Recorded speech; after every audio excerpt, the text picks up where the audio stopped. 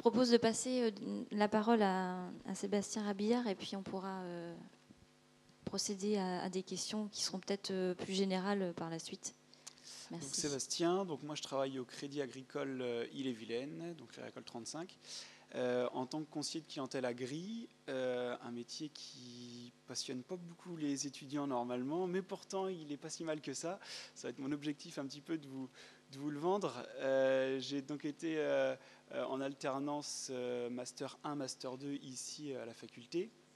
L'avantage, c'est que Master 1, on fait, on va dire, un semestre à l'accueil et puis le deuxième semestre en tant que conseiller de clientèle particulier.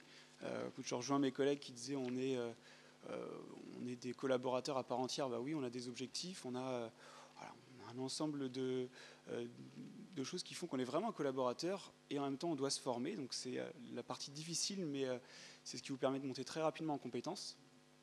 Et puis ensuite, j'ai fait le Master 2 sur un métier de conseiller de clientèle professionnel, parce que l'alternance ne se fait pas sur un métier de conseiller de clientèle agri. Et puis moi, je voulais être plutôt sur la partie pro.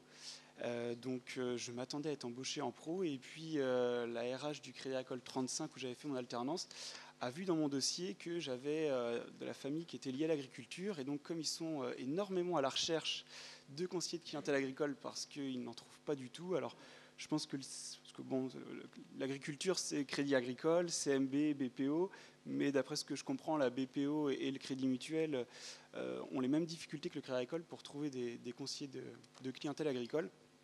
Donc, juste par le biais que j'avais de la famille qui était dans l'agriculture, on m'a dit, est-ce que ça t'intéresserait de pouvoir passer directement sur ce métier-là ?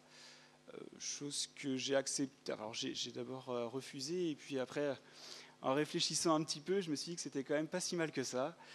Ça me permettait de passer directement sur un métier d'expertise que je souhaitais, parce que je considérais, mais un peu à tort, que j'avais fait mon temps sur mon année et demie, on va dire, sur la clientèle particulière. Alors, je rejoins un petit peu ce qui a été dit. Moi, je l'ai négligé, ce côté gestion de la clientèle particulière, puisque je l'ai fait que pendant mon alternance. Ça n'a pas été facile au début pour commencer le métier sur l'agricole, parce qu'il me manquait quand même un petit peu de compétences sur ce métier de gestion de clientèle particulier. Donc voilà, au départ ça a été un petit peu, on va dire, tendu au niveau des horaires, mais il a fallu l'accepter pour pouvoir monter en compétence sur cette clientèle particulière que je n'avais pas forcément. Sur le côté agricole, donc j'ai pas du tout été formé ni par mon entreprise ni par l'école, on va dire, durant mon alternance. Mais pour autant, il y a le métier de conseiller de clientèle agricole, c'est le cousin germain du conseiller pro. Il y a quelques différences, mais ils ne sont pas si compliqués que ça et pas si lointaines que ça. Voilà. En gros, moi j'ai passé une journée à me dire comment fonctionnait l'exploitation, pourquoi une vache faisait du lait, quand est-ce qu'on allait planter du blé ou du maïs. C'était concrètement comme ça que ça s'est passé pendant une journée. Et puis après, voilà, c'était lancé dans le bain. La différence, puisqu'on a déjà parlé du métier de conseiller pro, la différence avec le métier de conseiller pro et de conseiller agri, c'est que, alors ce que je ressens moi, le conseiller pro va, je pense, avoir du mal à devenir un expert dans le domaine d'activité de ses clients, puisqu'il va connaître une multitude d'activités. Le conseiller agri, lui, va avoir la capacité de devenir un spécialiste. Moi, j'ai 95% de ma clientèle, c'est des éleveurs laitiers. Donc voilà, au bout d'un moment, quand 95% des clients font le même métier, on arrive à devenir un peu plus spécialiste de par l'écoute. Donc l'écoute, c'est vraiment le côté primordial du métier. Là où l'autre différence, mais qui rejoint la première chose que j'indiquais, c'est qu'on a la capacité à devenir plus spécialiste, mais nos clients vont aussi nous demander d'être spécialistes sur leur métier. On disait que le conseiller pro a des relations avec les comptables, a des relations avec les notaires. C'est exactement pareil pour le conseiller agri, mais le conseiller agri va aussi avoir des relations avec des vendeurs de matériel, des partenaires comme Lactalis, la Coperle, enfin voilà, pour en citer que deux. Hein. Mais voilà, on a des relations avec toutes ces personnes-là, donc ça permet de créer une variété aussi dans ce métier.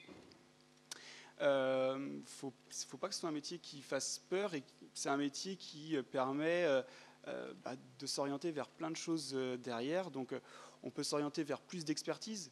Moi je suis conseiller de clientèle agricole, donc c'est 350 clients entreprises. Voilà. Après il y a toute la famille autour, mais 350 entreprises sur mon portefeuille. On est à peu près dans l'Ille-et-Vilaine 40 conseillers de clientèle agricole, et on a 4 chargés d'affaires. Donc les chargés d'affaires, c'est alors plusieurs critères qui sont croisés, aussi bien des critères de crédit que des critères d'encours, d'encours d'épargne, que des critères de chiffre d'affaires. Donc voilà, on en a 4 sur l'Ille-et-Vilaine, et sinon c'est 40 conseillers de clientèle agricole. Donc on peut s'orienter vers plus d'expertise vers ce métier de chargé d'affaires, plus d'expertise en étant analyste à la caisse régionale, donc au siège, où là on prend les dossiers qui arrivent quand on arrive vraiment à un niveau d'encours très important. Et puis après on peut aussi s'orienter vers de l'animation, parce qu'il existe de l'animation professionnelle, mais il y a de l'animation agricole. On peut aussi s'orienter vers du management, management agricole ou professionnel, puisque la passerelle elle est assez directe entre le professionnel et l'agricole. Donc voilà, ça permet de pouvoir s'orienter vers plein de choses par la suite après ce métier-là. Et puis comme je le disais au tout départ, si vous souhaitez pouvoir vous orienter, on va dire presque dès le début, vers un métier d'expertise, vous avez de fortes possibilités dans plusieurs établissements bancaires, puisqu'il y a une très très grande recherche. Si vous n'avez pas de fibre agricole au départ, mais que ça ne vous reboute pas, il ne faut pas hésiter. Le client agriculteur a changé, c'est pas le paysan d'hier. On a de plus en plus d'agri-managers. Voilà, pour vous dire, aujourd'hui, 3 installations sur 4 se font avec de la robotisation dans les entreprises. Donc ça veut dire que c'est des personnes qui ont forcément un smartphone. Voilà, pour vous dire un petit peu l'image qu'on peut avoir des agriculteurs avec le portable qui tombe par terre et qui casse jamais. Eh ben non, c'est plus beaucoup ça. Voilà, donc on est vraiment affaire à des agri-managers. Et c'est tout l'intérêt de pouvoir faire ce métier. Autre petite différence avec le professionnel, c'est que c'est des clients qui sont très consommateurs de crédit. Donc c'est des clients qu'on va voir, on ne veut pas les voir qu'une seule fois dans l'année, et on va avoir une intensité relationnelle qui va être très très très élevée avec un client agriculteur.